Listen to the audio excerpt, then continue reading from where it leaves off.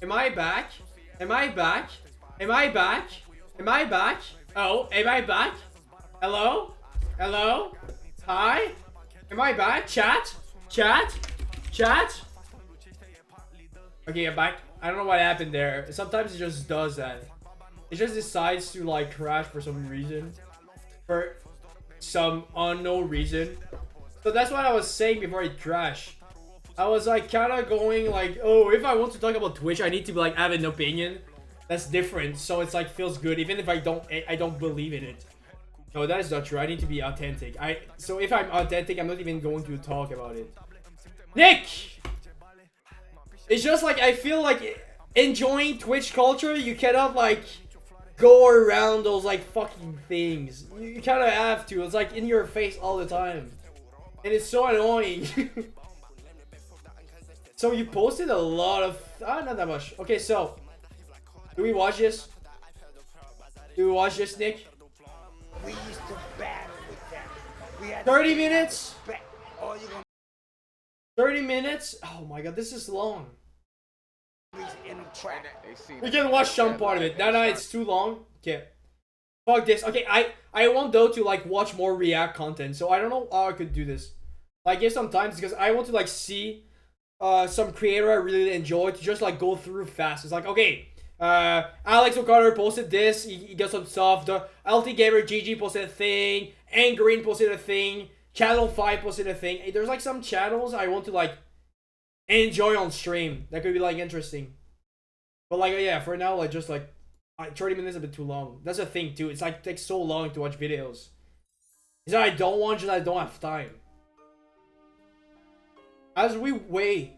As we lay. 86. Okay, 86. Charlie Murdoch. What is this? R&B soul?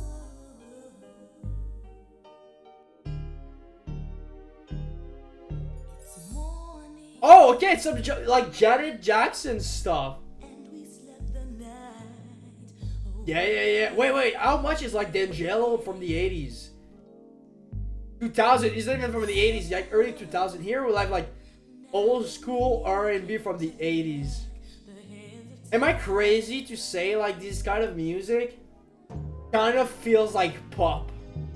It feels like pop. Like Celine Dion feels like that. But a bit different. But yeah, I get it. Like they put it like 80s R&B. Woo! This is woo!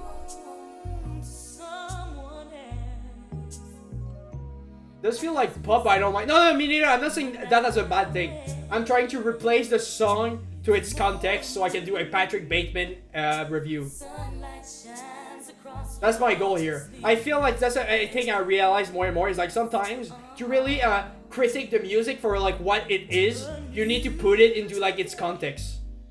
86 black community, but at the same time there's like a pop vibe. Black community. That's such a thing to say. Black community. But like, you know what I mean? It's like right before like that like R&B from the 90s with like Erykah Badu and stuff like that. Way more pop, way more soft too. Like there's a continuation here to be said with like 70s soul, you know?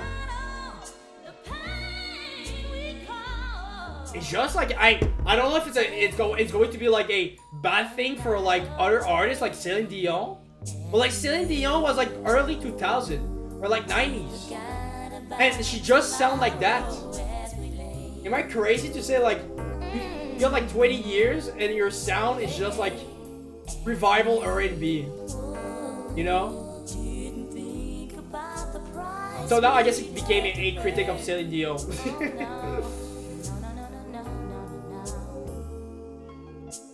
But yeah, not bad. I just have not much to say. It's just like such a chill song. A chill song. Her background. Wait. Kurtzman hired her as a background singer for his family group Zapp. She wasn't zapped? Really? That's crazy. Zapp was like, they were like funk disco electronic that was like so good. They kind of sounded weirdly enough to like Daft Punk, but like if they were like funk. And so I guess there's, she was like back vocals there. That's why I'm saying I feel like in the 70s and 80s, even there was like black music and like white music was still really separated. There was still like a big distinction. There was like black music and there was the rest. And I wonder like how long it took before there was like really a mix of things. Even like with the punk culture, it was kind of starting, but suddenly it was like white people. And then when rap was a thing in the late 80s, you had more, I don't like mix, but like there was like more dialogue between the cultures. Because that's also a thing, like, I don't know, man. I'm trying to see like other groups evolve. 80s music.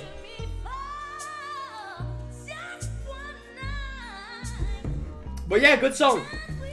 I could go for hours trying to do my sociology, like, brain critic. But like, at the end of the day, this is just good. And I think sometimes you don't need that fucking context to enjoy the song more. Or less. The song's still good. Okay, next. I Live For Your Love, Natalie Cole. Okay, same era. Or 80s R&B. You're having like a mood. You're having soft 80s vibe. Is that, you know?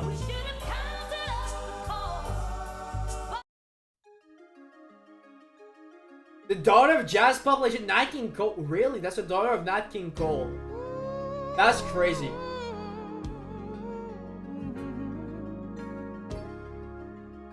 Okay, that's some R&B pop, okay? That's not like R&B rap. That's R&B pop here. I had a mood for such music back then. Yeah, what how long was that? Oh, that was like 2 weeks ago. About 2 weeks. 1 week ago. Yeah, last week you were big into like early some R&B vibes. I mean, maybe it's a winter thing, you know? Like, I don't know how Poland works, but like, we have snow now in Quebec. I feel there's something about like this sort of like vibe that's like perfect when it's getting cold outside. They have such beautiful voices. It's crazy.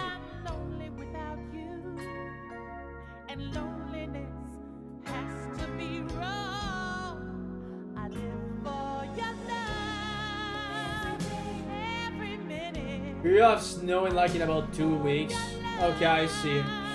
We had like a big snow like storm like last week.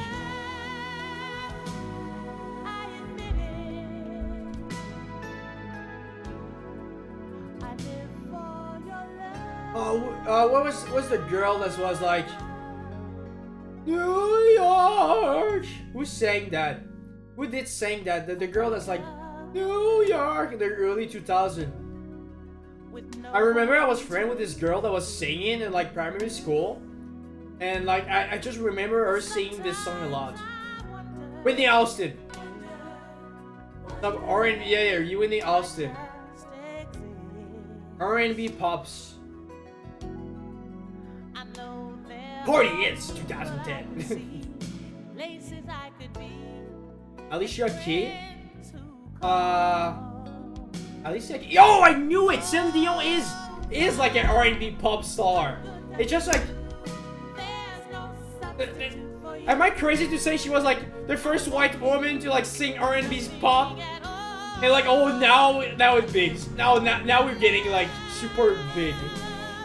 But like 10 years ago, it's just other people were doing it.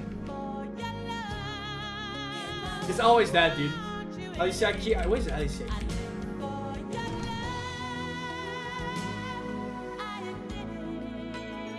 Some great mom music, dude. Some great mom music. She did New York? I don't think she did New York. I don't know who that is.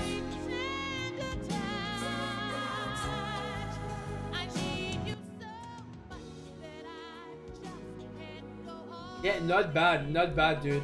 Not bad, dude. That's the side of like R&B I really don't know about, like that R&B pop. I keep calling it that, but it's like not R&B like rap or R&B soul. It's R&B pop. It's not like she was with Jay-Z on the song Emperor's State of Mind. Oh really? Alicia Keys. I see. I see. I'll probably like recognize some of her song, to be honest. Okay, that's Computer Love. Now we go back in time, okay? We go like early 80s. I mean, that's 85, but like peak of like funk and funkadelics. You know, same scene. I don't know if they were from the same city, but like in my mind, they're like kind of with funkadelics.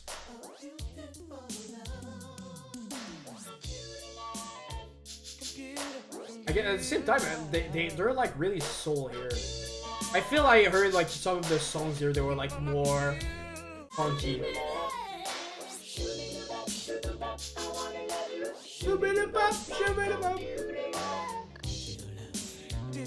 Way more soul here.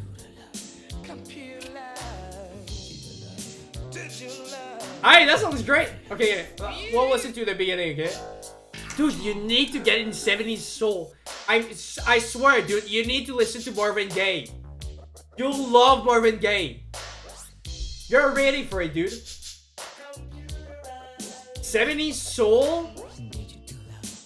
It's like, it's not as much pop, but dude, you need to get into Marvin Gaye.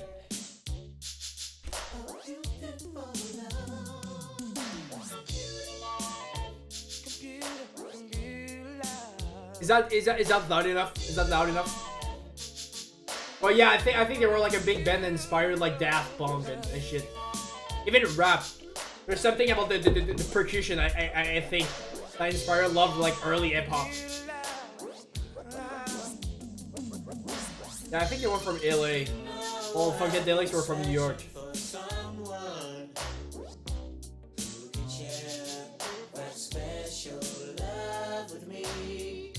They had like some hits. They barely make you top 40 pop charts.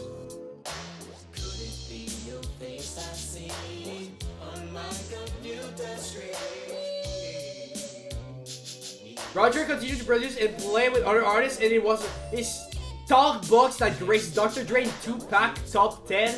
California Love. Really? That's fucking sick, dude. Dr. Dre and Tupac had like some of like Zap guys producing for them. Oh, sick, dude. They kept like doing stuff afterwards. The following year, Roger worked on Funkadelics, the electric spanking of War Babies, and released his. So they even helped like Funkadelics. They even helped the Funkadelics.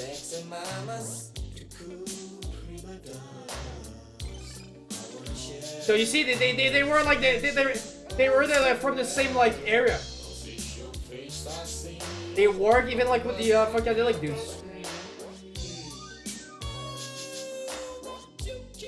Even if they seem like younger. Funkadelics, in my head it was like more 80s, and now that I look at the albums, they're like 70s like funk. They're not like 80s soul. Like Funkadelic with Daft Punk twist, yeah. Yeah, but 85, Funkadelics is a 70s band. And look at this album covers. Am I crazy? This looks fucking sick. There's like urban, like kind of tag-ish. This actually looks fucking sick. Bright colors. This is fine. This is still cool.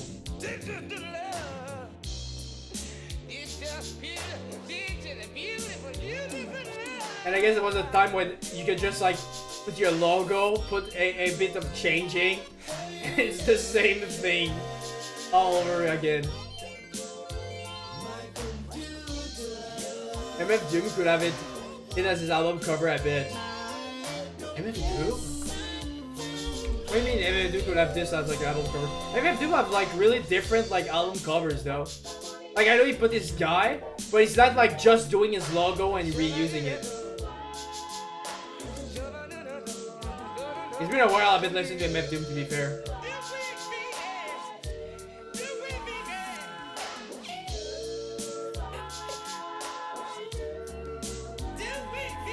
Amazing albums. MF Doom all around, you know, amazing album. I haven't listened that much of things after like Born Like This. But like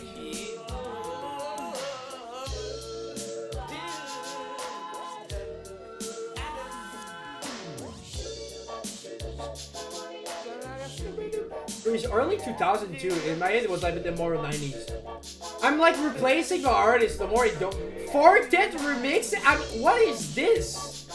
Fortet decided to. What? Wait, give me a second. Okay, Fortet is like this electric artist guy that makes like weird EDM electronic music. And I don't know why, but he's everywhere. This guy is like you. He's everywhere. He did like a thing with Fred again. Before it was like EDM.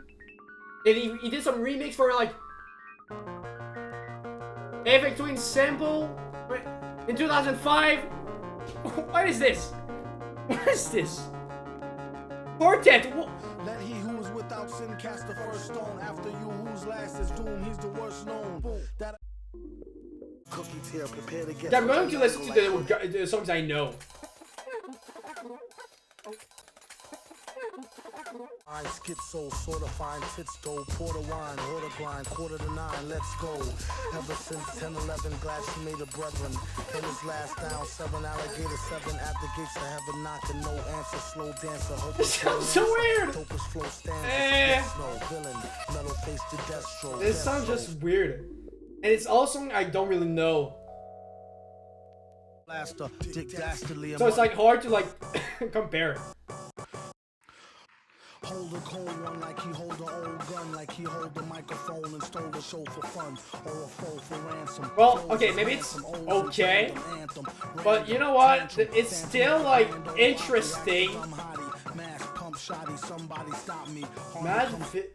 It's still interesting. Like I don't know if Fortet was there for some reason. Okay, I didn't listen enough to see if it's good or not, but like still. Okay. Some The Buttress. Again, some 80s R&B. Cool. Nice. Nice. Oh, not even R&B? I didn't expecting this.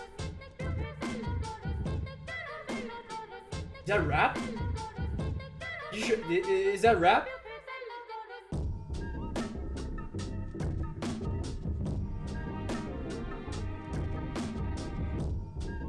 Wait, that's the instrumental. I want to see the normal song. Female rage, but make it actual rage. Gut wrench feeling. Actual female rage. Medieval fantasy. What is this? Girls love weird aesthetic. Brutus. I'll take the narrative. Ready your books, smiley face. James, okay, we're getting to the bisexual girls playlist here for some reason. I'm just looking at the playlist. I don't know what the Buttress is. I want to see the original one. Some vocals on this could go crazy, dude. Would actually go crazy.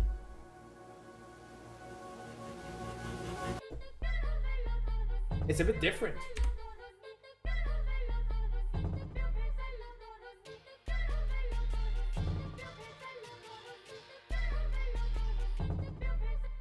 I've been watching him for my entire life. I hate the air he breathes, his foolish decrees, his words so contrived, and I hate the way the townspeople gather outside. That is such a. Cling to his chest, home to his heart full of pride. The oracle told him. This is not bad, dude. The way she's saying, right? The vocals fucked it up. You think? I mean, the two are different.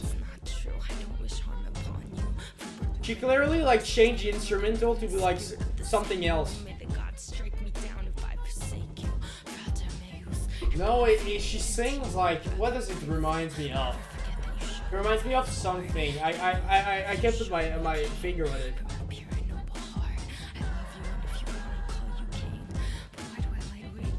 Dude, it's going to be like a short stream today. I think we're going to do a corner and I'm going to go. I'm falling asleep. Big wig, okay? Fucking too much homework, dude.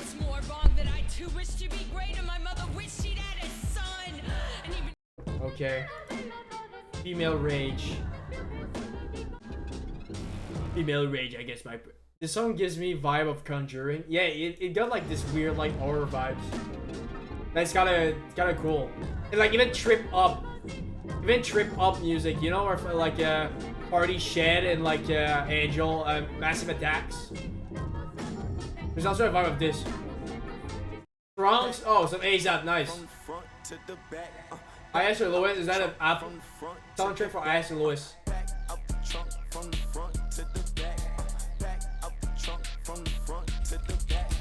Okay, you gotta go wrong with ASAP.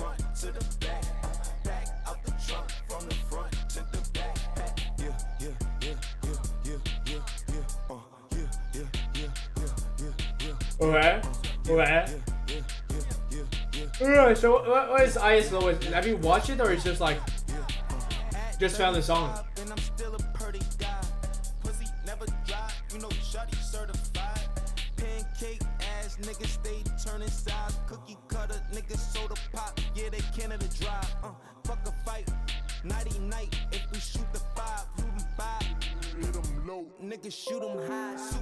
What is he been doing? He haven't published like much, you know? So now he just like released like some random. Oh, he did a bunch of singles. He did work with some people. Okay, I see. I wasn't this. Yeah, I forgot. Amazing song.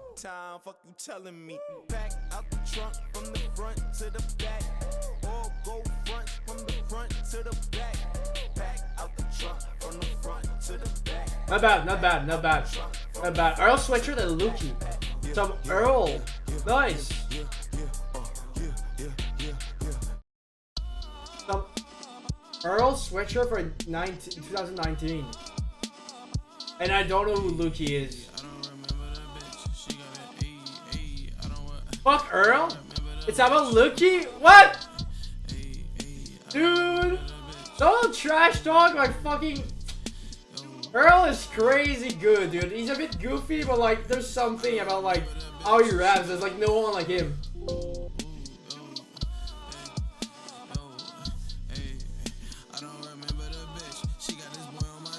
Look how now he's a nice dad.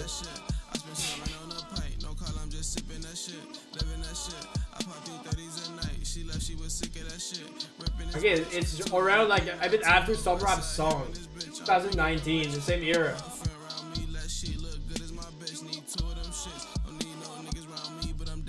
I'm waiting for his verse, okay? I'm waiting for Earl's verse. Dude, his features are crazy. Look at that, dude. Crazy. I forgot about this album. I forgot about this. I actually forgot about these songs. Like The Alchemist is like some. The Alchemist is like such a beat maker, dude. Great ass beats.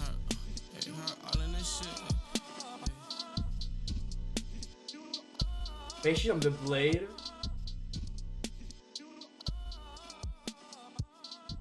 Okay, this is okay. Maybe I'll enjoy it like the more I'll listen to it. Right now it just feels kind of just like monochrome, black and white. Don't you love this? That it got like that Kanye vibe, you know, with that trumpet and shit.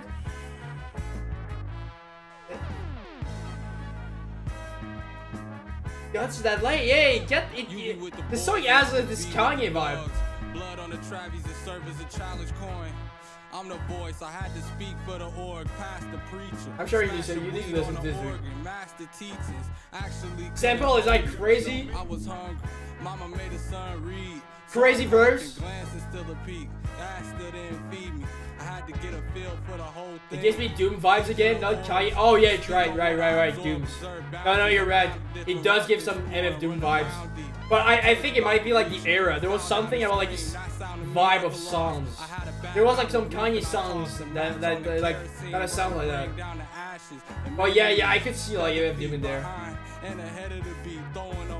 That like heavy repetitive, like the sample is like just a catchy thing you repeat. Catchy melody more than the beat itself. I miss this Lucky. I don't know what happened. Kanye beats, yeah. No, you're right. You're right, dude. I'm giving on 5 pretty penny, you my luckiest wine. Skin copper, titties bouncing, save a generous slice for me.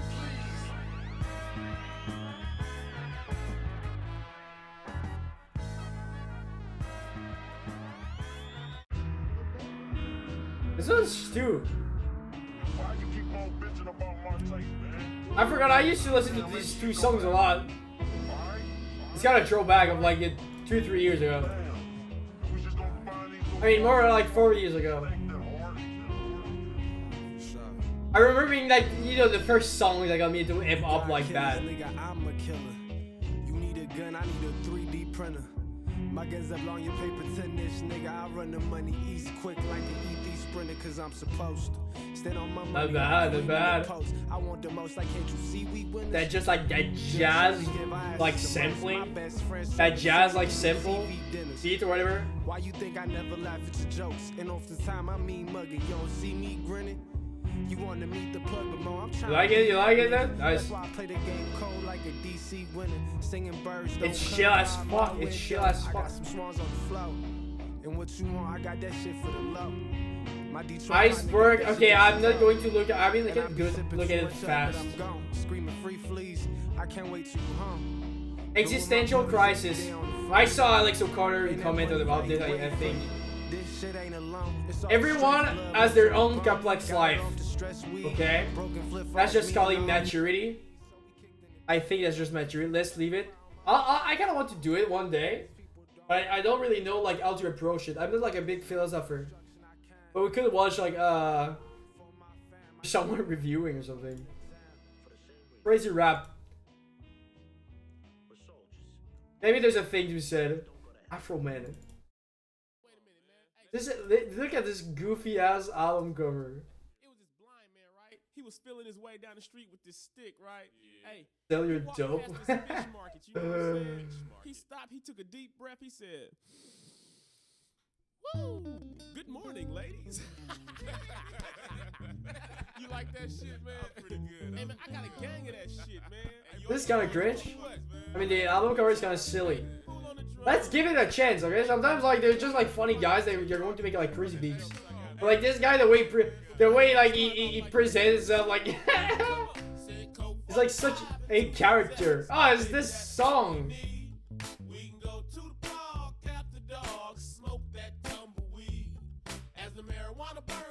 It's just like a silly song, dude, okay? It's not bad. Hit a bong like Ching and Chong. You know, you put this song when you like, you're just going fucking like smoke and join with your friends, dude. Pass me the bud, bro. Dude, I cannot smoke anymore. I can't. I'm a... You know?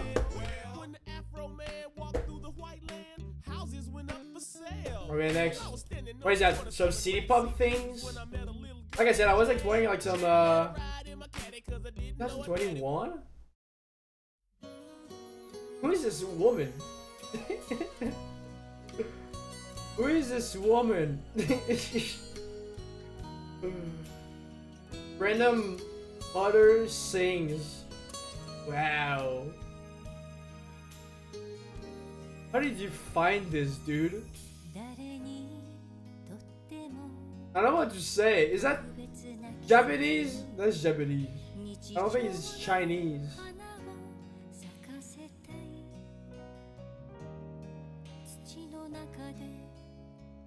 I don't know what to say. I don't know what to say. Like, what is this? Where am I? Who is this? Why is she barefoot?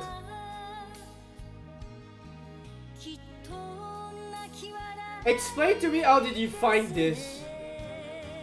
You just... Thanks for the good Japanese mom music.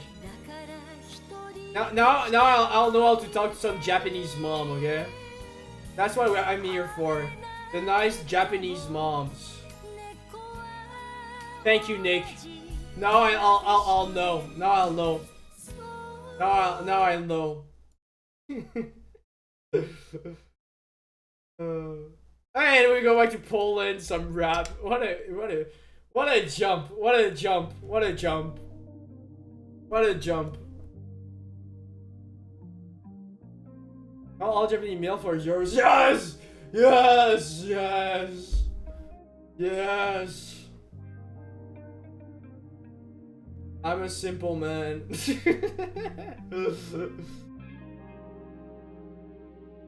I remember like this album. You showed me like a couple of times.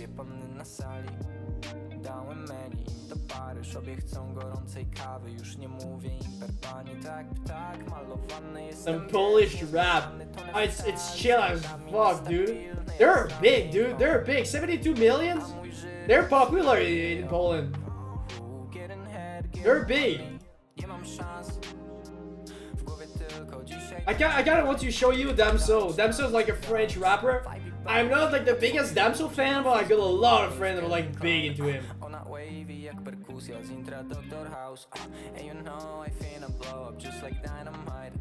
I tried to get into him like a couple of times, but I was like always like difficulties. I don't know why.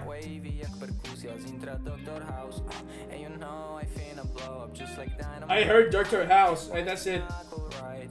T'as la ref? Copy page. Oh mon dieu, les gens français, bro.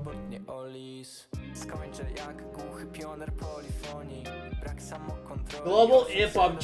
That's kind of cool. That's kind of cool. I mean, it's all English though. And some Spanish. But I guess I'm glad like some French stuff got into there.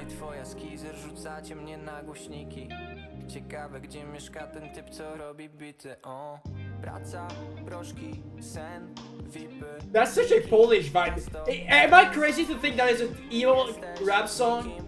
You know, you listen to this at like 11 p.m. when you go on a walk, you know? Go in the dark, it's night, you go on a walk. Am I crazy to say that?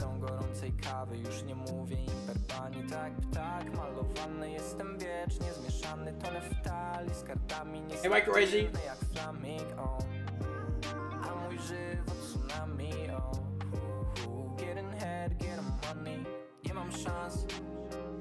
Emo rap for Poland.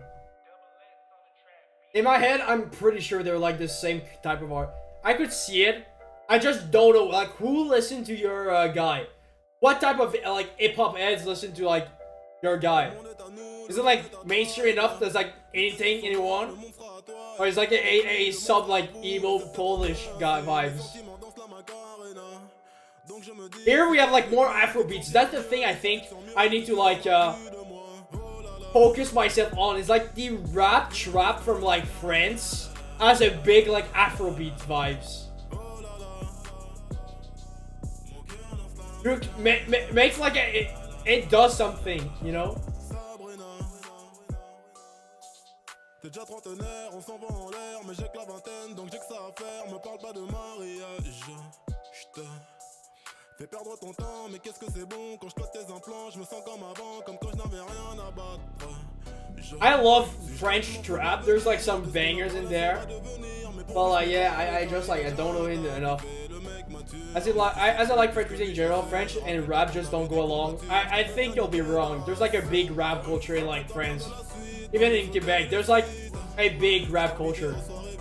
It's a bit like dying, I think. It was like a 2000 thing, but there's like a lot of like good stuff in there.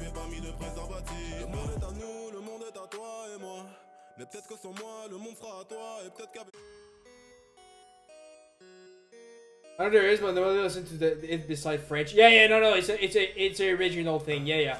It's like some random like Polish rap or something. I think it's really original, which is cool though.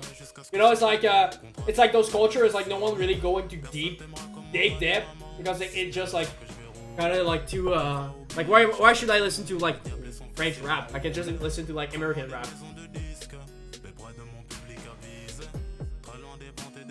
But still, you know, sometimes they're going to be like their local scenes are always going to find a way to twist like mainstream like genre into like something else.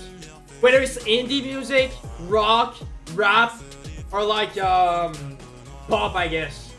There's always going to be like local music that's from there, but there's always going to be a twist about like music that came from outside. Like I don't think any country don't have a rap scene, you know, underground rap scene. But it's Romania, Quebec, or like fucking Poland. And I'm sure like if we start digging, we could find like some crazy rap song in there. That's just like twist rap into like a Polish thing. You know? Again, that's an art thing to do, to find like those like piece of art that are like really like being able to have a dialogue that's really great. That's just the taking like the main thing and like translating into the language of the country. So yeah, okay. There was one more video in your thing, and I'm going to go after that. Magnus Carlsen, the Mozart of chess. That is a title. Mozart of chess. Oh, it's blocked here. It's blocked here, dude. I cannot watch it. I can't watch this guy though. Bobby Fischer. Dear Canadian. What the fuck? It's blocked here. They don't want us to know the secrets. Okay, well listen to it though. Okay, I love the Dick Cavett show. They have like a bunch of things. I don't know if you remember, but like a while back there was like George Harrison that was there with like Ravi, the Indian guy, the Indian musician. And I guess that's a big chess player from the 80s, Bobby Fischer. What kind of a student were you? So sometimes, you know, I think the best thing about like those people is just like interviews about like them speaking about themselves, more about them art, or like they're linked to their art. He's a legend. Oh yeah, but I really don't know that. I don't know much about like chess. So Mr. Fisher, when you were in school. In school, Yeah. well, so, you know. is he? Wait, where is he from? Bob Fischer. Is he just an American? I don't feel like chess masters are American. In my head, they're like Romanian or something, or some shit. You know? Wait, give me a second. Sorry. Beep, beep, beep, beep. Okay, my camera is placed. What kind of a student were you, Mr. Fisher, when you were in school? In school, Yeah. well, so, you know. Yeah. So A couple of subjects, but I made them up the next. I mean, I got a good enough mark, so they let me ahead, and I passed them, you know, with flying colors. This was with flying colors? What do you mean? How can you pass with flying colors? So was he good at school? grade school, what we call High grade school. High school? Yeah. Did you then go into college? No, I didn't never finish did? high school. 2.5 years. Oh, I didn't know that. I guess I figured you must have. And what did you do anything in your spare time to get just away from chess? Do you ever have to just clear your head of the concentration? No, my head's always pretty clear, so. It is. Chess always have a Do you place. dream chess moves? No, somebody else asked me that. No, Chess I never doesn't dreamed about occur in your chess. dreams. Not that I remember, yeah. Yeah. No, I think it would. I think it would be there all the time. You'd see a chessboard, but how good are you at checkers? American checkers, Yeah. I just, I don't know how to play. Yeah. No good. I'm trying to think of something that I might be able to beat you at. Slapjack? You know how to play slapjack? Slapjack. You know that? You turn over cards, and when a jack comes up, you slap it before the other guy does? Oh, yeah. Well, I'm pretty fast at that, too. I'll stand you to that sometime. I'm fascinated to know what His story you is get just when you- insane. He was alone, visited the entire USSR, and then he got paranoid and thought all of America is against him. He went to Iceland in order to study chess, and nobody knew where he was for years. Wait, really? I swear to God, we saw it before. Chess masters are just like crazy. They got like that paranoia just because like of how they're so rational. I swear to God, there's something like about like they're so rational. There's bias about like how you conceptualize like social things that doesn't work anymore.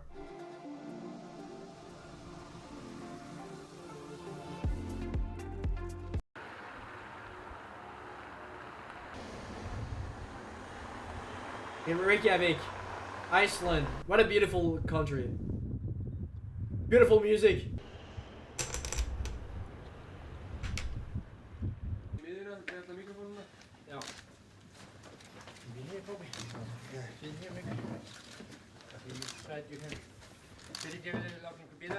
So that's after war. That's after World War. Not World War, but Cold War. Oh, I see it is very good. You got a wonderful country, wonderful fresh air, very fine people, excellent food, plenty of room. Yeah. How does it feel to be a free person? Oh, it feels great.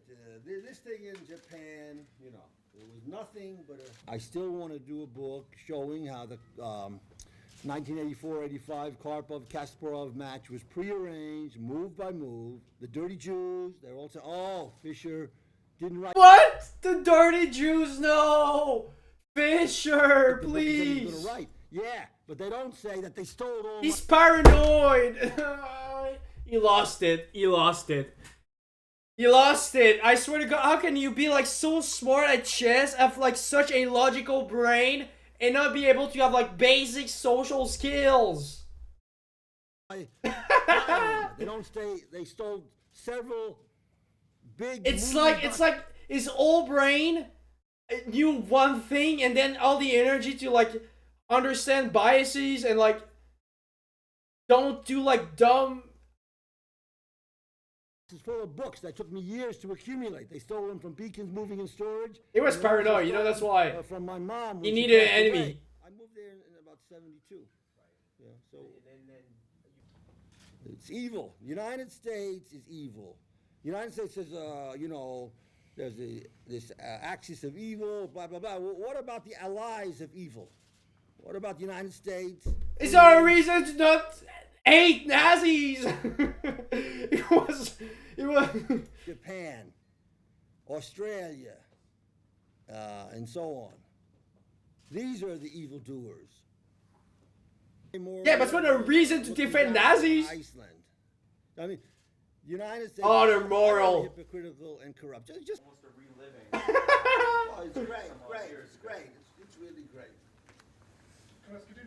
During the World Championship match against Russian Grandmaster, he thought everything bothered him. Even the audience and the organizers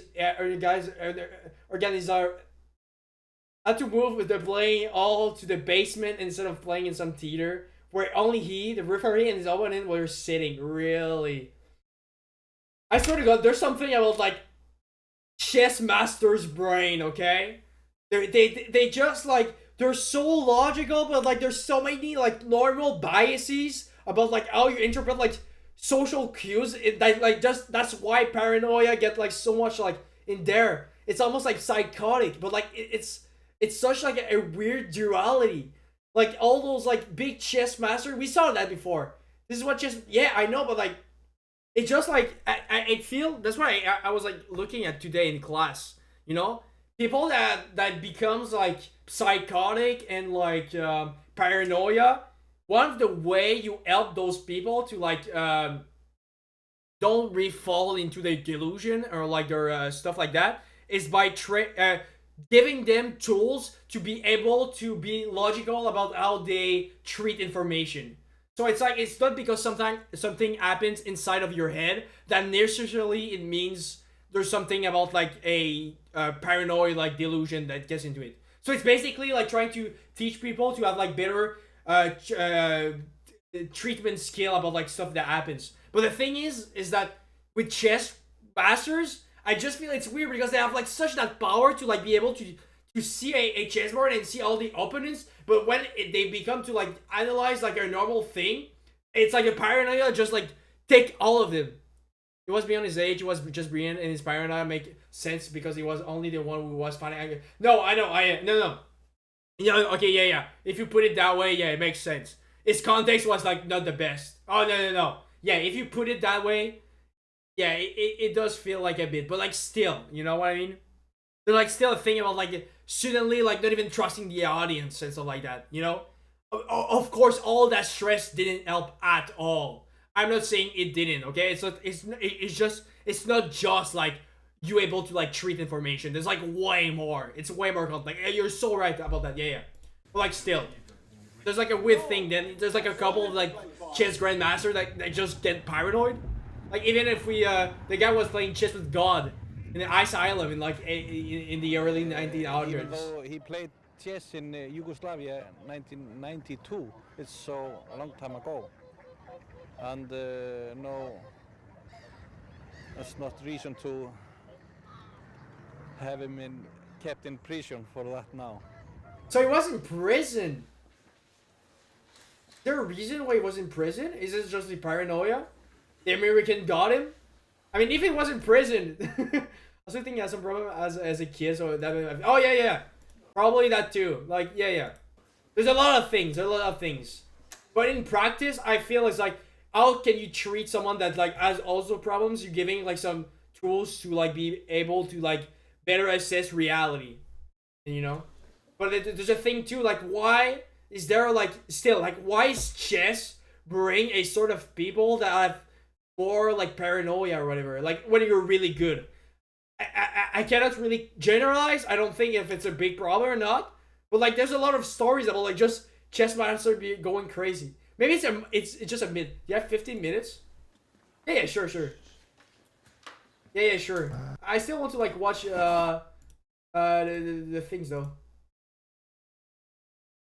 Playing. Do you see moves in advance? Right. Yeah. There's something about planification, I'm sure. Like something about like planification that goes wrong, you know, with chess, like all planification all the time. There's probably something about like planification.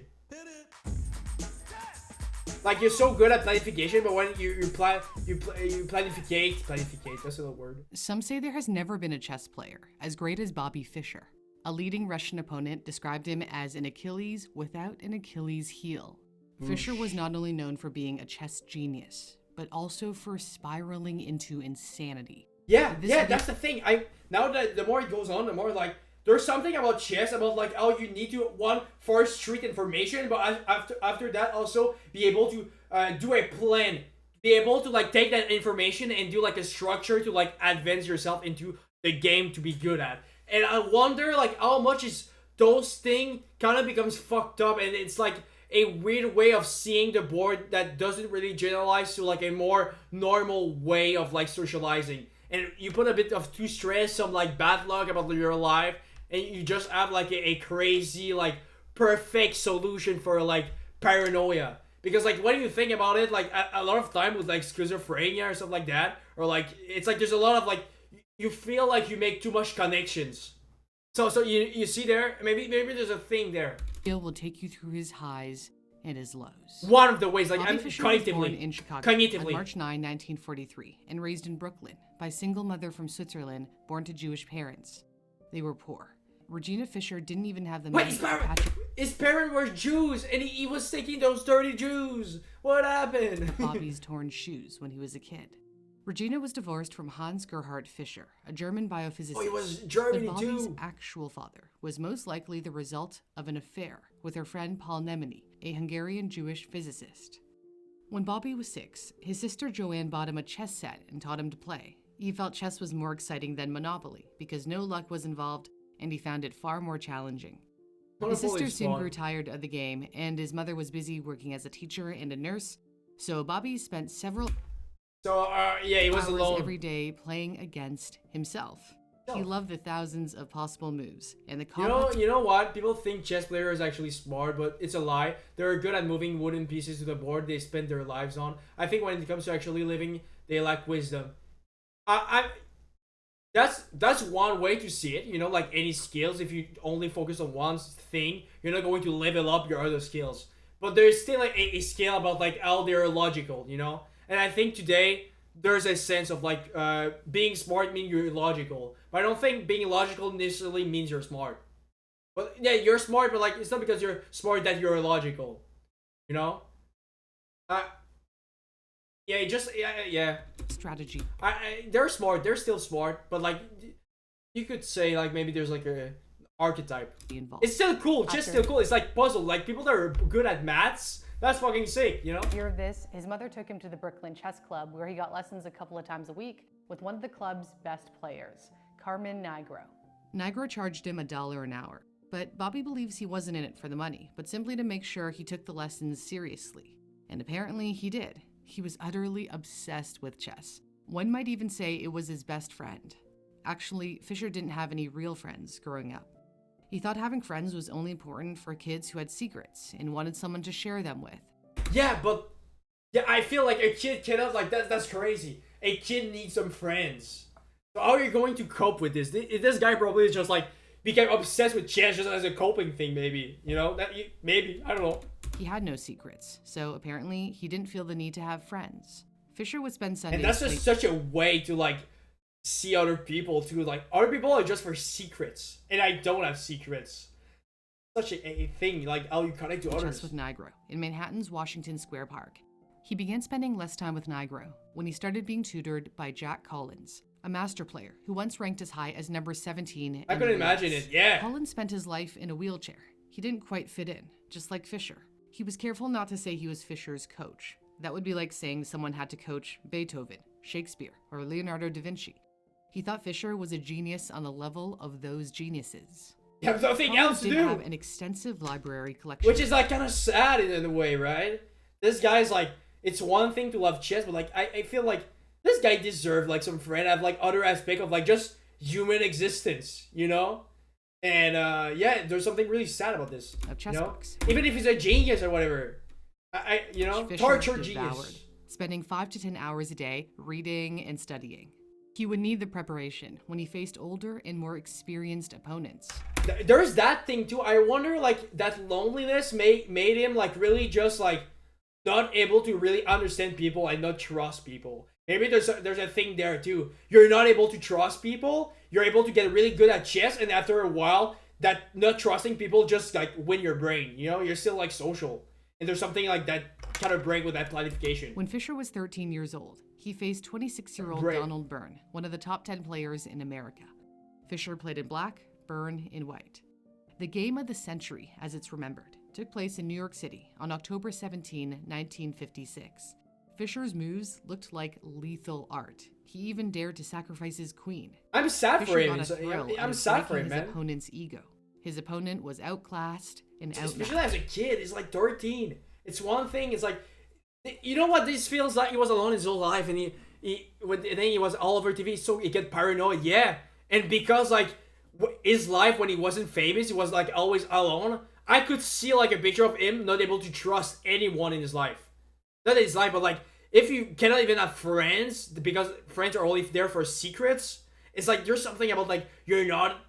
Maybe trust is not the right word, but like you don't see people the same way, and like yeah. I wonder also, like, you know, all those child stars? Maybe there's that thing too. If everyone keeps telling you you're a genius at chess, you're kind of going to get the big head. It's going to be the only thing you're going to, like, kind of represent yourself to others, you know? You get stuck in that identity. Fischer on the map. The world knew it had a genius on its hands. The following year, when he was still only 14... Chess became, like, everything because, like, everyone was praising him probably... I'm speculating. I cannot like know. There's like nothing here. Okay, like there's a thing there. How chess just became like a thing. He was getting like probably like people to attention from people by playing chess. He was getting like the attention like, oh, you're so smart, and and at the same time it's like you're not able to connect with anyone really with this shit. He won the U.S. He was championship. so young, dude. A year later, he became the youngest ever grandmaster.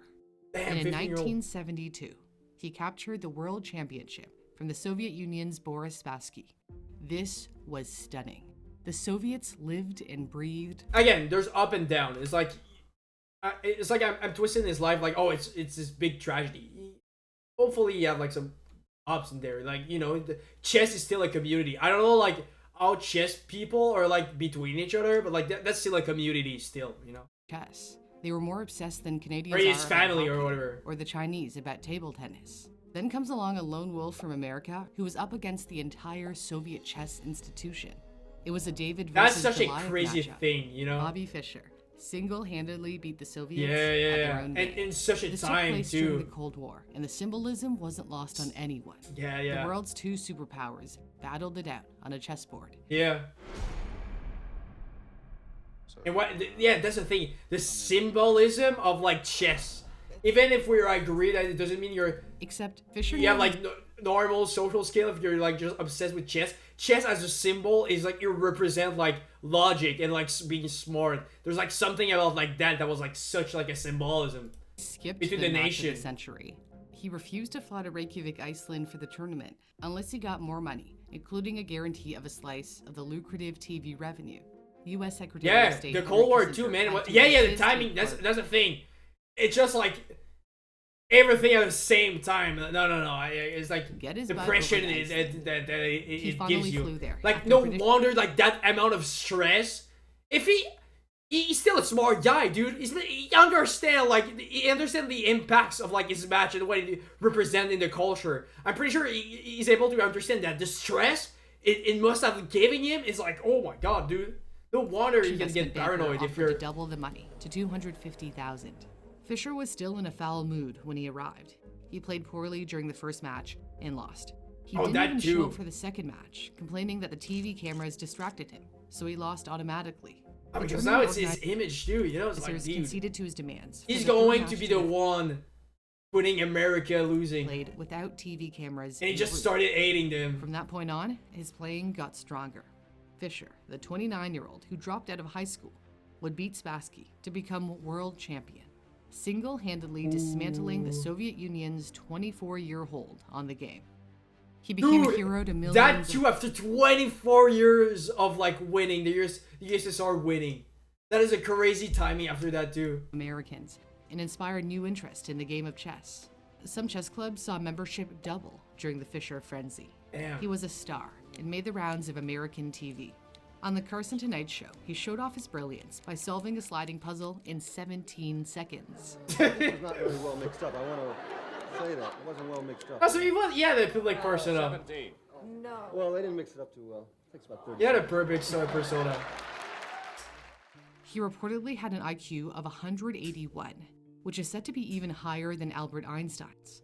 Although he scaled the heights of fame, Fischer wasn't all that likable. He had a habit of saying controversial things, though people tended to ignore it because he was the Cold War chess hero, after all. This is what he once said about female chess players in an interview with the Canadian Broadcasting Corporation.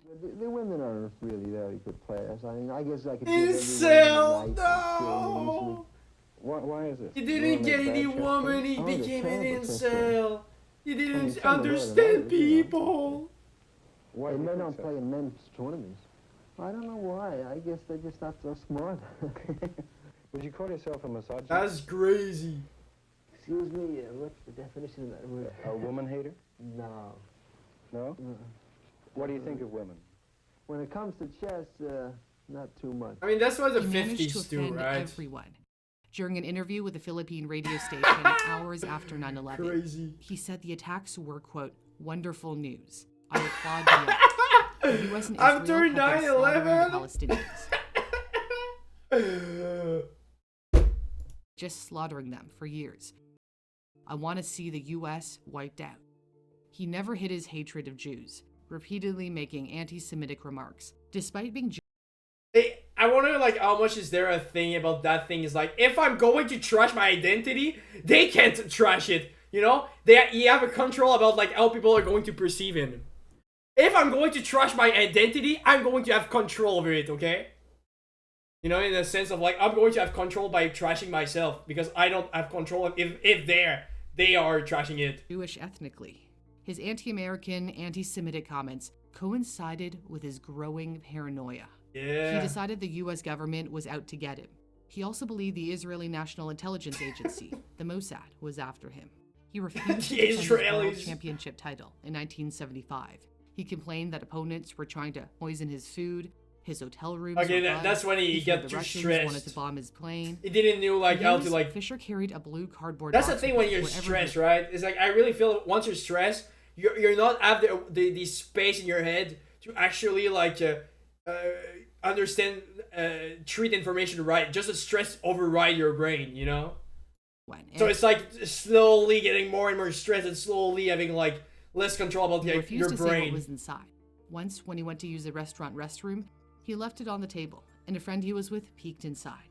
He saw a Bible. Religion appealed to his desire for logic and order. Except he later cut ties with the Worldwide Church of God, funded by a televangelist, after complaining that Herbert Armstrong's teachings made members lose their minds and become zombies. One of the sure signs of his mental decline That's not too bad. was that he insisted How is on that too bad? How is that too bad? I don't feel it's that too bad. That church thing, I don't think it's too bad. I don't see it as bad as like, you know, the dental rest. fillings. He explained that he didn't want anything artificial in him and had heard of a guy wounded in World War II who had a metal plate in his head that picked up vibrations and even radio transmissions. His mental instability manifested in his physical appearance. Gone was the athletic young man who swam and played tennis to keep in shape for chess, which requires enormous mental and physical endurance. It's exhausting. Voici le Félix de Meubles RD, un sectionnel complètement recouvert de velours côtelé. What? Chaise longue. He was now unrecognizable. California police officers mistakenly arrested him because he resembled a man wanted for robbery. He spent 48 hours in jail and wrote a book about the alleged torture he endured. During his descent into madness, That's crazy. Bobby Fischer didn't play a single That's competitive game of chess. crazy. That's such bad luck too. Imagine you're going crazy. You think the government is after you. You start like almost like not trusting anything, anyone, your own self probably, and some fucking mistake you got in prison because someone thought you were some guy that robbed a bank. In public for 20 years. But eventually he had to. And you because get he had jailed his too, money. dude. In 1992, he agreed to a $5 What a million comedy. rematch Poor against guy. his Russian arch-rival, Spassky, in Yugoslavia. However, the US government wasn't too pleased about that. It defied UN sanctions against the war-torn country. Americans were forbidden from doing any business in Yugoslavia. Really? Fischer That's a was worried thing? he'd face 10 years in prison if he went ahead with his plans, but he didn't care. He For a won the chess? tournament. Some believe he was coaxed into playing by his teenage Hungarian girlfriend, Zita Rajcini, who was also a chess player. She had apparently turned a 30-year gap pen pal relationship into a romance, despite their 30-year age gap. Although Fischer claimed he Yeah. didn't have time for women. Yeah, he was just is like an incel. said to have married a Japanese chess player, Miyoko Watai, Oh. and lived with her in Japan for a few years. He Okay. reportedly hoped that as the spouse of a Japanese citizen, he could stay there, as he had been on the run from American authorities for defying sanctions. But his attempt to stay in Japan was unsuccessful. Authorities arrested him for using a passport that had been revoked by the US government. He begged Iceland to take him in, the country that made him famous in 1972. Iceland welcomed him by making him a citizen. He would spend the rest of his days there, living in obscurity. So what caused Bobby Fischer to descend into Let's see. Some speculate that I training think it's a mix between too much stress, being a bit too smart and good at planification. You know, your brain go a bit too fast, and then with the stress, you cannot like keep where the brain goes. There was like something about like identity there too. Maybe, you know, like he was like so bad at, it seems, for what there was like a thing about like not being able to connect with other people, you know. And you get into your head, you know, a lot of things, you know. Let's see. Blindfold chess can cause mental stress. And in general, it's like I believe like chess just like make you plan or something. As you can't see or touch the pieces, so you're forced to maintain a mental image in your head. Oh. However, there were signs something was not right with Bobby Fischer much earlier on. Legendary chess grandmaster Mikhail Tal picked up on it back in the 50s, mocking Fischer for being cuckoo. Another chess grandmaster, Paul Benko, once remarked, "I'm not a psychiatrist, but it was obvious he was not normal. I told him, you are paranoid, and he said that paranoids can be right." World-renowned chess grandmaster and psychoanalyst Dr. So he wasn't even like questioning himself and into his paranoia. So maybe he had always like stuff like that, and he's just like, you know, bad luck after bad luck. He had like maybe a thing like since like before chess. It's just like everything like kind of like put him in the perfect place to have like a mental breakdown. Maybe it's not even the chess. Maybe it was like he would have like a mental breakdown anywhere. You think it was normal, probably. Described in his book. Yeah, that's the thing that happens sometimes. It's like people are going to like have those delusions and they're going to kind of believe in it. Fisher. Which makes it like another like problem. It's like how much you have a belief about like your thoughts if they're real or not. You know, you don't question yourself. That Fisher's mother had consulted him because she was concerned her teenage son was too obsessed with chess and felt he needed friends and other hobbies.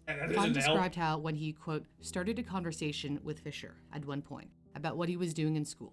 As soon as school was mentioned, he became furious, screamed, "You have tricked me," and promptly walked out. Yeah, but like this is a teenager, you know? He was just mad about like being stuck in chess as a teenager, you know? When you're a teenager, you know, friends are important, and you're trying to like find yourself and shit like that, and like you know, I could like understand a world where it's like you feel like your only exit is through chess. You get a connect with anyone. You start hating girls or something. You know? I don't think that helps. It doesn't help like the isolation he seemed to have. For years afterward, whenever I met him in clubs or tournaments, he gave me angry looks, as though I had done him some immeasurable harm by trying to get a little closer to him. In other words, Fisher reacted in a paranoid way. Perhaps school was a sensitive spot. Yeah, but like there's a thing about like where does the paranoid come from? I'm sure there's a thing about like not trusting anyone because people are like he was never able to connect with anyone. So why should I trust you, dude? You don't, you know, not having control about like other people, what they're going to think about you or something. Maybe, I don't know. I see a bunch of things. I don't want to die in this sick. I don't want to die. Okay, Nick. I don't want to die in this. Give a diagnostic. Okay. Hey, give me a second. My dog is like barking like crazy. Okay. He's the paranoid one here. What up? What up? What up?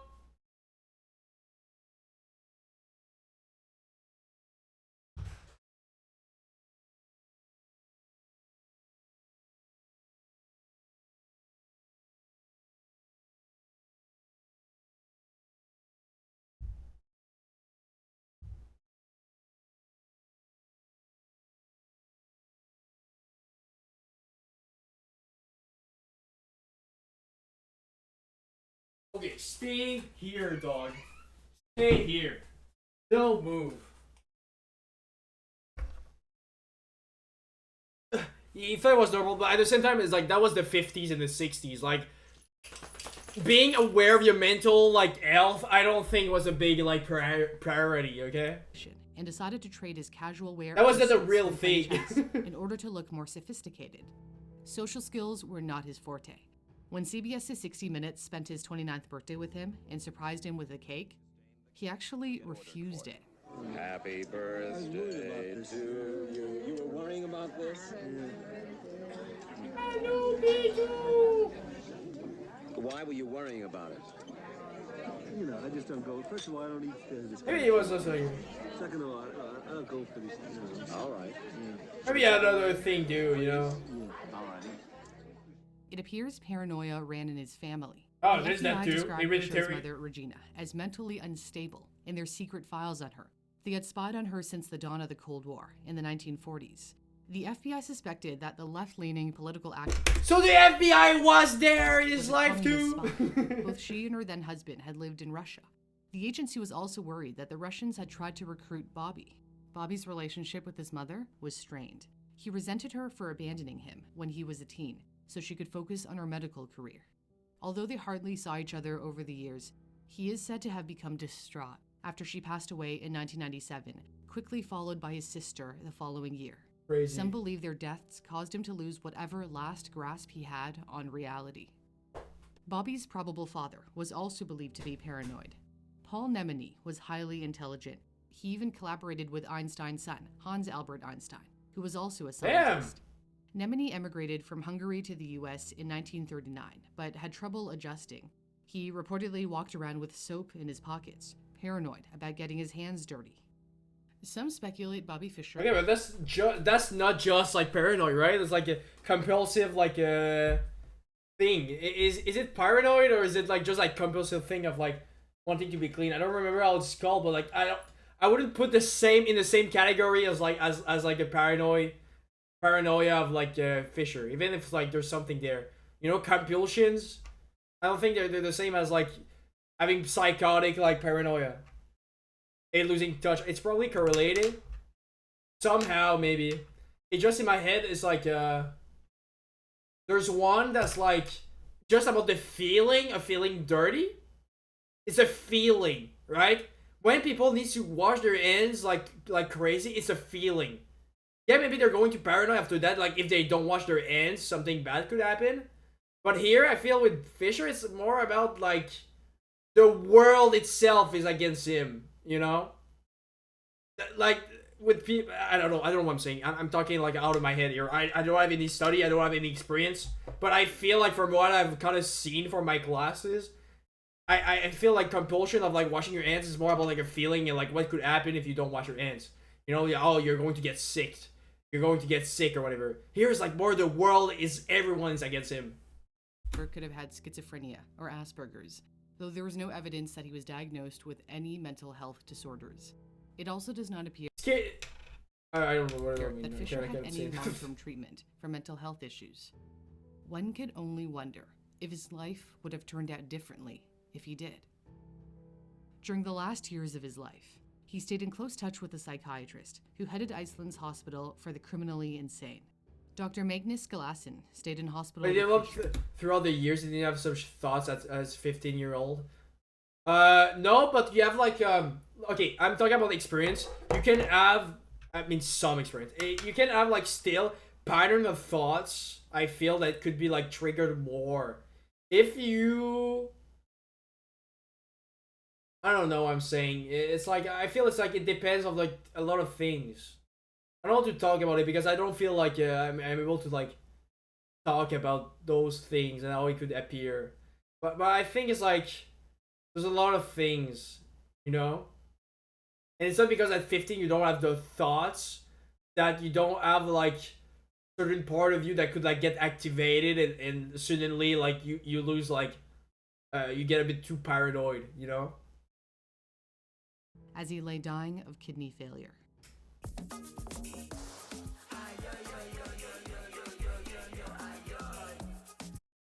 Fischer passed. You know, your brain at 15. You could also say like there's I don't know. Passed away on January 17. Usually, people that get I don't know. And according to Galasson, his final. I do not know. Nothing is as healing as the human touch. You see, he was like coming from a man who shied away from social contact. This was a remarkable thing to hear. And there's also a thing with like psychotic thing. I feel like if you don't have really people reflecting reality, that's where you can get stuck in your head too. If you don't trust anyone, you're not going to really listen to what other people are saying about reality and like how it doesn't make sense. Well, it can really do much if it's embedded in your DNA. It can be embedded in your DNA, but like I feel it's not only that. There's like other things. Drugs. It could be like a lot of too much stress. It could be in general like how you treat information. I feel like, you know, are you someone that's like more logical that don't use emotion? Are you someone that react to your emotion in a certain way? I'm sure there's like things in there that's like playing upon having psychotic breakdown, whether it's like paranoid or like I don't know. That having fallen in I don't love know. with 64 black and white. I don't want to talk squares about on a anything about that. chessboard, Bobby Fischer died when he was 64. But I'm really like I'm curious because there's this place I want to work at where they kind of is like a like little like lab hospital about schizophrenia and like psychotic breakdown, and I want to like try to apply to work there because it's really interesting. I kind of want to work with like these things. So we'll see what happens. Right now, I'm still like doing my tutoring for school, which is also interesting. Working with some teens and kids, like make sure they have like good grades. But like I'm starting to really want to work at that place. I'll see what it goes. I admire. I wouldn't be able to. I feel I'm just like curious about those things. And the more it goes on, it's like I have some past experience with like those things, so it's like I pass through those, you know. It's not as bad as a lot of people, okay? I was like, my thing... He asked to be buried as a Catholic. Bobby Fischer once wrote an article for the Boy Scouts magazine. Quote, "With talent, study, and a positive attitude, there is no limit to how far you can go." Yeah, if there's Yet only he failed that to do, live up to his own if there's words. no other thing to be Fischer done had in your stayed life, alive longer, that's perhaps easy. we would That's have seen a easy, matchup with Garry Kasparov, arguably the two greatest chess players of all time, though they were 20 years apart. But it would never come to pass. But again, you admire, but you need to understand, you need to like, I've been like trying to like get to this place, but not this place, but like having the like courage, but like confidence, let's say, to try those things. It's not new, you know. I've been like thinking about like these things for like 3 years and more, you know. It's not like all of a sudden I decide to go there, you know. I kind of worked myself to like the person who finally be defeated there. Bobby Fischer was sadly I don't like what I'm saying. himself. Documentaries like these command a lot of my energy. I try to stay as energized and relaxed. Good job. Good job. I'm going to like, I'm not going to listen. You say I want money. I want to listen to this though. Say, sometimes just one or two. If there are many sub-variations. I'm so evil. If it's just a I'm forced sorry, line, YouTube channel say, people. I might see 10, 20 moves even. 20 moves in advance, you can predict what's going to happen. In or certain what positions, might happen. yeah. It's a simple position. When you do that thing where you... See, if he starts thinking that the way he see reality is the same as chess, oh, I'm sure it's a good calculation about reality. I'm fine. I don't want to question it. It's logical. Play 20 people at I don't know. once and beat them all. Do you carry all of them in your head, or when you come back to the board, to each specific board, do you just remember it? Well, I don't know what I'm both. trying to Both. say, Yeah, really. you have it in your subconscious as you know when you leave the board, and you work on it a little bit. When you come back, you sort of have the move. Can every great chess player play multiple chess, or is that a separate kind of gift? Just about everybody can do that. Yeah, who plays? That seems so dazzling. Is that as much fun for you as one to one? No, it's just it's a thing. It's a show. It's nothing.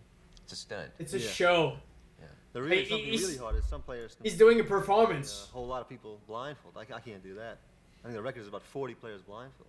And that's the thing. Maybe like he had like problem with his presentation of others and the way he was paranoid, because like he had to make a show. He had to show how great his life was. Not his life, but like how great he was as a chess player. It's not enough to just be a good player. He has to make a show.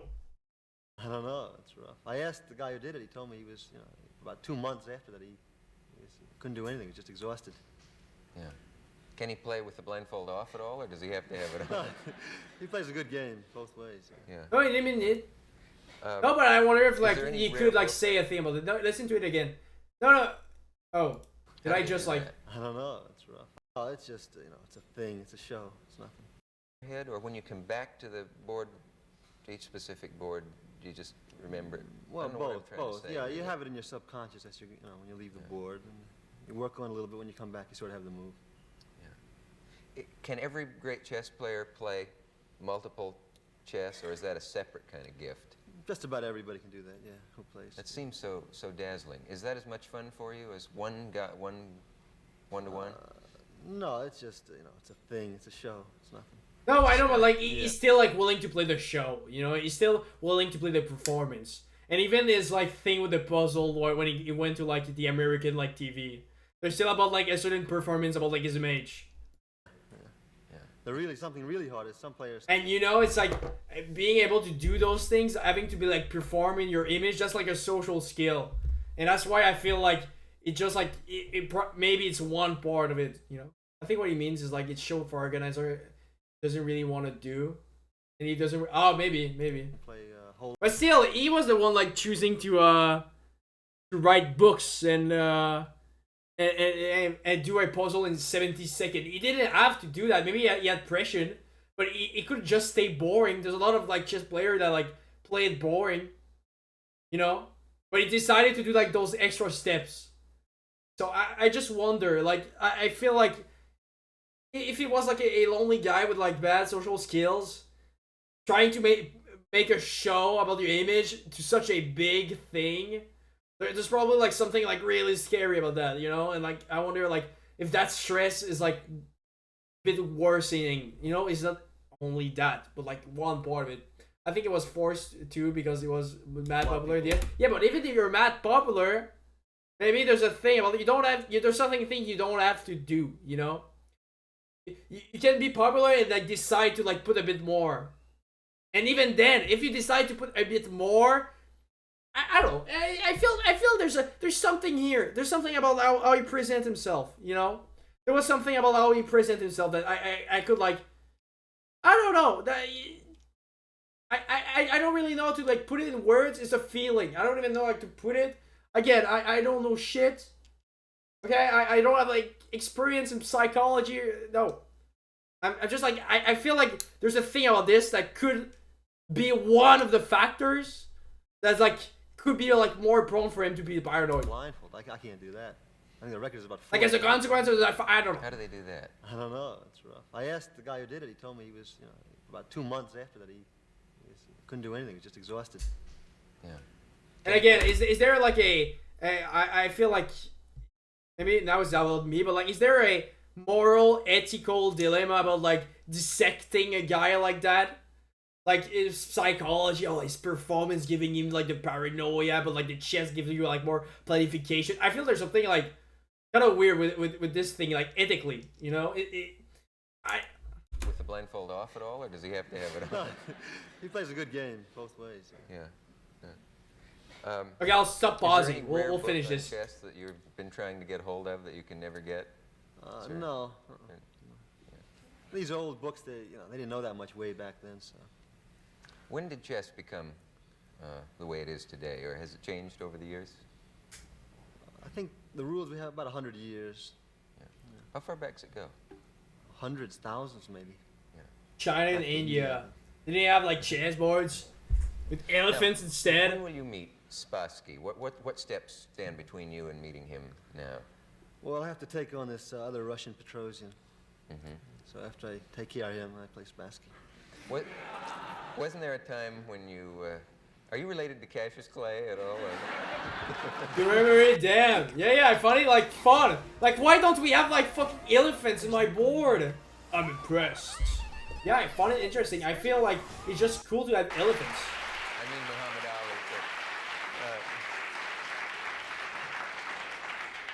No, I think that's great. I don't. If you have. I'm not related. Incidentally, I was around before Clay. I don't know. Maybe he picked up from me. That's right. He like may have taken your. I was U.S. champion before anybody heard of Clay. Does it bug you that chess is not? Well, what shall I say? It's not like the World Series, or although there's been more excitement about you in this meeting with the Russian. Probably there's never been chess, but it isn't. It doesn't sweep the country with its interest like baseball. And yet it does in other countries. Yeah, well, we got too many things in this country. That's the problem. We got all these entertainments, movies. Just too many things people can do. Some of these communist countries, they don't have that many entertainments. Yeah. You won $5,000 something in Yugoslavia. Can you take that money out, or do you have to spend it in Yugoslavia? Oh, yeah, you can take dollars out of Yugoslavia. Oh, yeah, sure. I didn't know that. Now, when you beat the last two guys 6-0, I don't know how to ask this exactly, but at the end of the game, what can I say? Does the guy know why he lost? I mean, and do you know why he lost when he doesn't? Did you get him into a position that he couldn't get out of? Or did you get him into a position that he could get out of? This is what I want to say. But he didn't see a way out of it. I got a little lost there, but... I did too, but I finally got around there. Yeah, he just knows something went wrong somewhere, I mean, if he lost. But is it that you have to get a guy into a position where he can't go any farther? I mean, was there no possible move? Oh, well, no, make, yeah. Or is it that there's one, but he doesn't? There's always a way out. Is that his asking? You're talking about when they actually resign? Or when they resign, they're not getting checkmated. They just give up because there's nothing left to do. It's inevitable. There is nothing they can do. Yeah, well, they could play on, say, 20 moves, but why waste time, they figure. Yeah. Could you show me some classic move or oh, let's learn chess. Nice. I'm so bad at chess. People that don't play are better than me. That I kind of say I kind of somewhat play. Give you an idea how much I know about What do you say? I missed. We'll do like old school TV. There's no rewind. There's no rewind. We're watching TV tonight. Do they go on? Oh, they go on all of them. Yeah. Have slapjack ready.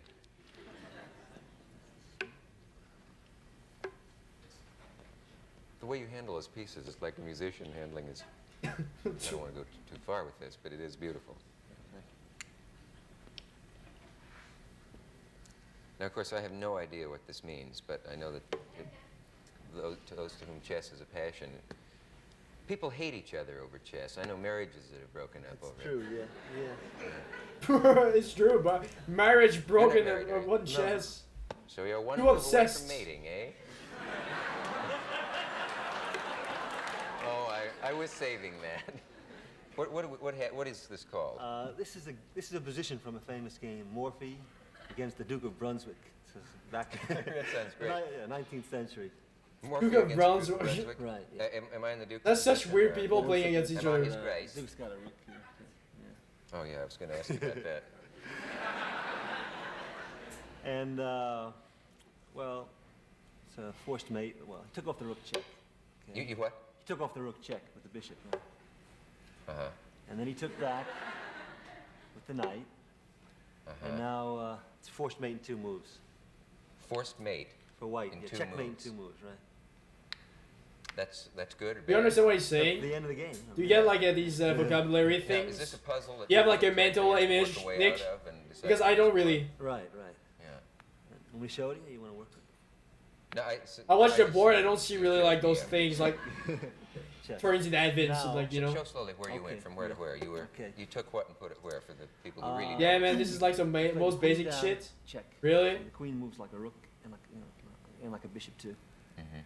Now the king can't go anywhere because he can't go here. The bishop is on this diagonal, right? Bishop is on diagonal. Right. It's holding that square. Mhm. The pawn blocks this square. Some pieces can only move in certain ways, and Right. and that, yeah. The knight blocks this square. And there's nothing back here. You can't go back there. So you have to make it. So this move is covered by the bishop and the queen. So everything's covered. Only thing to do is take the queen. And then the rook comes down here, and that's a mate. How Checkmate. can it move from all the way down to here? Well, that's the way the rook moves. It moves in a straight line. Straight. First man meaning the In end and one give it move to or yeah, in yeah, other yeah. moves? I don't know, I In get one that. move, yeah. I just There's thought nothing in the way. he said like a 2-move thing, and I was And like, now oh. the king's in checkmate because he's threatening to take it. Can't go here again because of this. Can't go here because of the pawn. And It was such an early checkmate too. Am I crazy or games like actually finish like with that much like pawns on the board? I feel like each time I play, it's like it ends up like there's no pawn and there's nothing left. There's like 2 or 3 things. Who was the victim? The Duke of Brunswick, naturally. Morphy was... It was Morphy who... Well, he was one of the all-time greats, yeah. And he knew his stuff. He knows his Has there chess ever been an history. earthquake during It's the match normal. and the pieces fell off and no one could remember how they had been and everyone... There were a couple of cases where I remember the lights went out.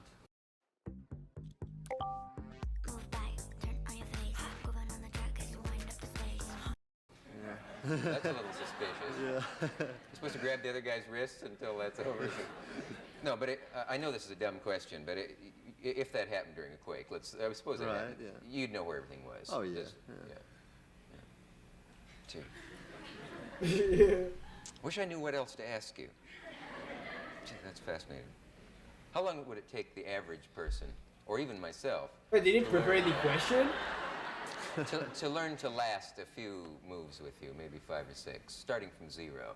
Just to learn the move? Oh, 20 minutes. Yeah, but I mean, so that maybe I could be, Oh. I could survive for 5 or 6 moves with you. Is there enough Maybe time? a few hours, an hour or two, a couple hours. Yeah. Not a big deal, the last 5 moves.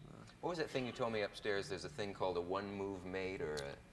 Oh, yeah, that's, well, I forget what they call it, as a matter of fact. There's like 2-move mate, 2 moves. What does that mean? You win the game in 2 moves. Checkmate. And is there only one mathematical possibility of how that can happen, or are there a number? Well, 2, but they're basically the same, just slight variations. Yeah. And who figures those out, or did they come up naturally in a game? They probably came up, sure. That's funny because he sees in like multiple steps, you know. Mainly magazines. I'm not too heavy on books. Yeah. Are you good in math? So I never tried to develop myself in all these things. We're just focused on chess. Women We're chess obsessed. players, are there? Have you ever had a grand The woman question! The woman question! What next? Has there ever been a grand mistress of chess? Well, the best woman player in the world, I guess, was Vera Menchik. She was Hungarian. But they have a very good one now in Russia, too. Oh, they do? I thought it was all men. Gaprindashvili. He's real good, But, I'd say a master of strength. Maybe that's why he hates women in chess, because he was never able to date those women. That Russian princess being good at chess, dude, was crazy. He was thinking about her for so long. He was like, oh, imagine if that girl was my age. Imagine if the cool princess of Russia. If she wasn't my time. His waifu being the princess of Russian, being so good at chess. Good waifu. Good waifu. Okay. Well, I think that's it, bro. That's it. I did stream for like 3 hours, so later I like a 15-year-old pull a game alone and show the world a woman can play chess. Nice, cool, dude. Cool. Yeah, at top 5 level, that's good too. Yeah, chess is for now like such a masculine, it's a guy thing, you know, because like society says intelligence and like logic is a male thing. They prove Fisher wrong, actually. Nice, glad to hear that. Glad there is like some good chess girls out there. Really cool. Anyways, goodbye, bro. Glad to have hang out with you. Enjoyed streaming. Like I said, I have less time lately to do stuff, but on stream, like, we'll see. Take care, man. Take care, you too.